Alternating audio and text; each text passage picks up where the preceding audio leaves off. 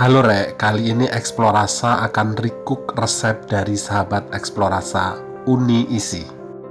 Kabar sedihnya, beliau sudah tiada sekitar 2 tahun yang lalu. Al-Fatihah untuk Uni Isi. Kita akan memasak rendang tumbuk sapi atau rendang gadi dari kota Payakumbuh di Sumatera Barat. Secara bumbu, tidak ada bedanya antara rendang tumbuk dengan rendang daging sapi. Yang membedakan adalah pengolahan dagingnya. Rendang tumbuk dagingnya digiling dulu, kemudian dibentuk bulat-bulat seperti bakso. Dan beneran Rek, rasa dan teksturnya itu jadi berbeda. Teksturnya itu ada kenyal-kenyalnya, rasanya lebih gurih dan bumbunya lebih meresap.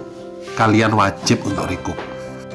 Rendang adalah salah satu kuliner yang menggunakan bumbu cukup banyak.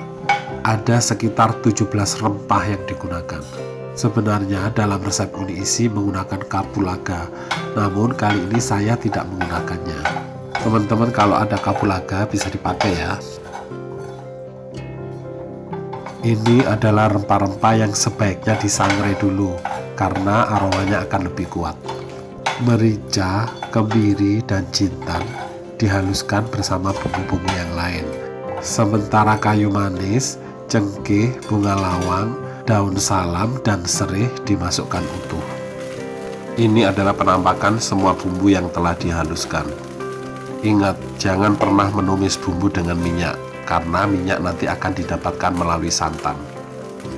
Ini pesan dari Uni Isi loh. Ada beberapa perbedaan terkait proses awal membuat rendang. Ada yang memasukkan bumbu bersama dagingnya pada saat dingin, kemudian langsung dipanaskan.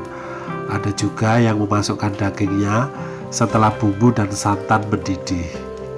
Dua-duanya benar dan akan menghasilkan rendang yang enak asalkan dimasak sampai merandang. Oh ya Rek, kata rendang itu berasal dari bahasa Melayu merandang, yang artinya memasak santan sampai kering dengan cara perlahan atau api kecil. Ada jargon yang cukup umum terkait dengan rendang, bahwa rendang yang enak harus berwarna hitam karena dimasak sampai santannya kering dan menjadi minyak. Benarkah demikian? Buktikan sendiri ya.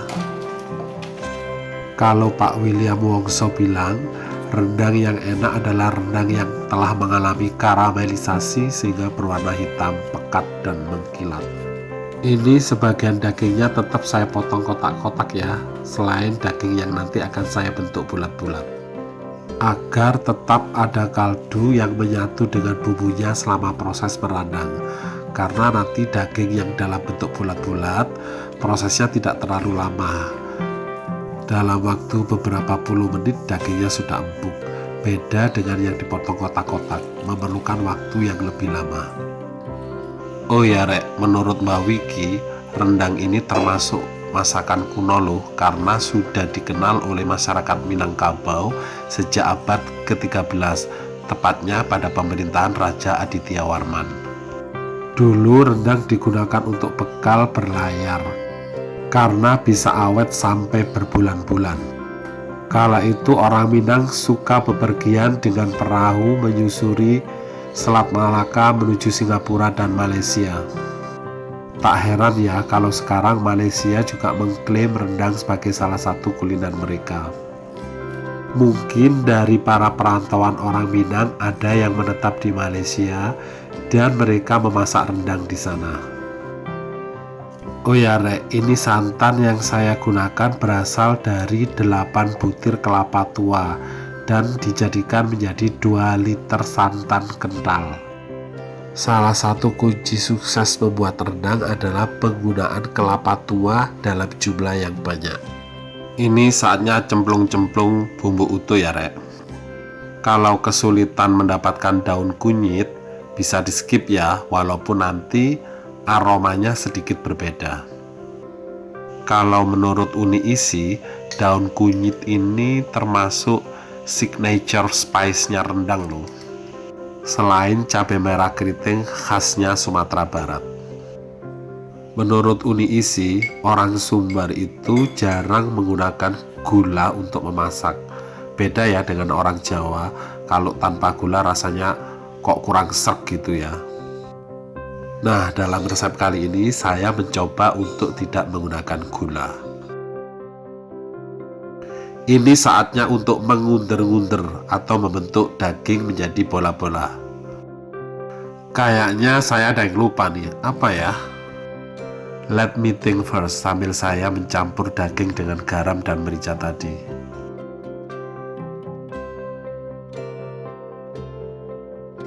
Oh ya, ingat sudah, ini yang ternyata terlewatkan, putih telur.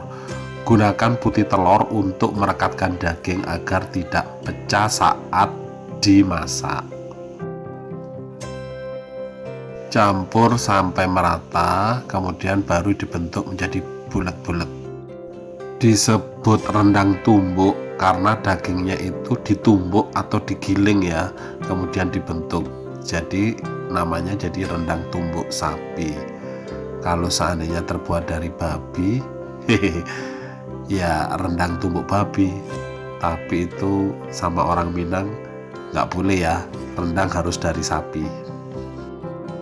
Karena rendang ini memang banyak digunakan dalam ritual-ritual masyarakat Minang sejak dahulu kala ya. Awalnya dulu yang digunakan adalah daging kerbau. Kemudian banyak terjadi modifikasi, ada rendang ayam, rendang lokan, rendang paru, rendang babat, rendang limpa, bahkan ada rendang telur. Yang sedikit unik adalah rendang tumbuk sapi dan rendang telur. Kalau rendang telur itu bukan terbuat dari telur utuh ya, tapi justru dari telur yang dibuat seperti kerupuk. Jadi teksturnya kriuk-kriuk. Yang sedikit langka adalah rendang lokan, akan sulit ditemukan di luar Sumatera Barat. Terbuat dari sejenis kerang yang banyak hidup di perairan pesisir selatan. Kalian kalau lagi di Sumatera Barat harus mencoba loh ya. Tapi kalau kalian penasaran dan belum ada waktu untuk mengunjungi Sumatera Barat, kalian bisa membeli rendang lokan di toko Orange. Linknya saya sertakan di deskripsi. Dijamin kalian akan terendang-rendang dengan rendang lokan.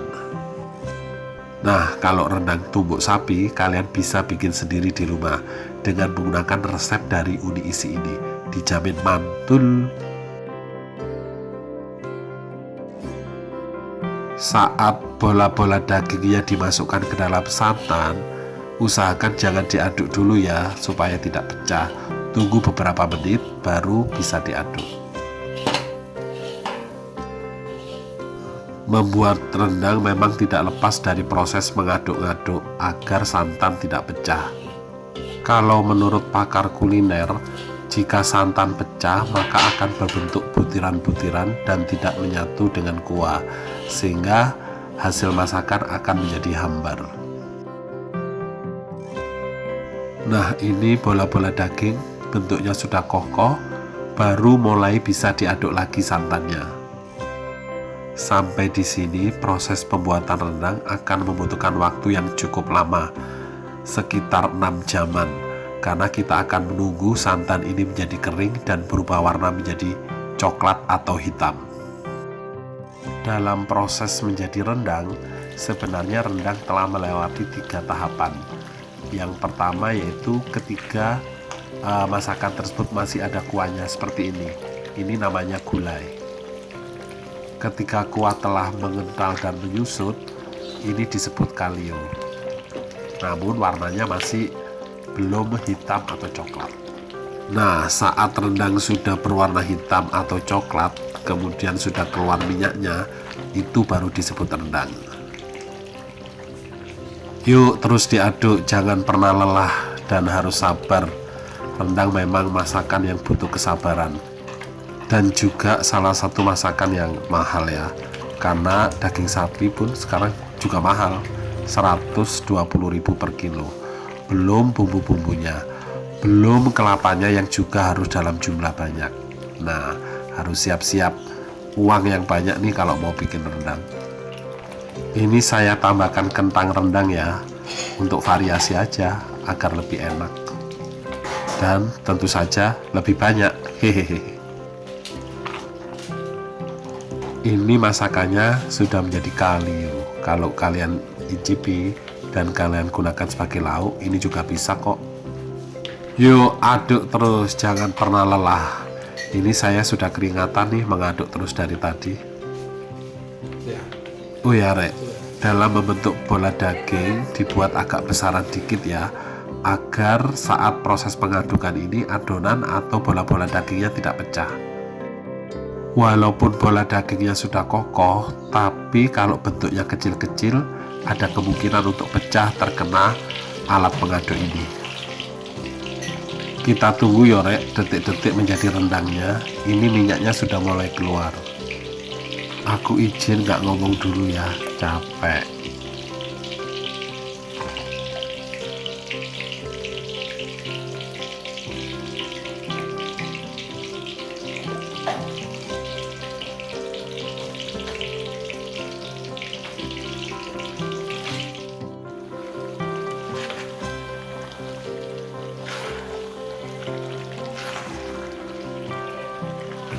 Saat santan sudah mulai menyusut dan berganti minyak, baru masukkan bumbu terakhir, yakni ambu-ambu.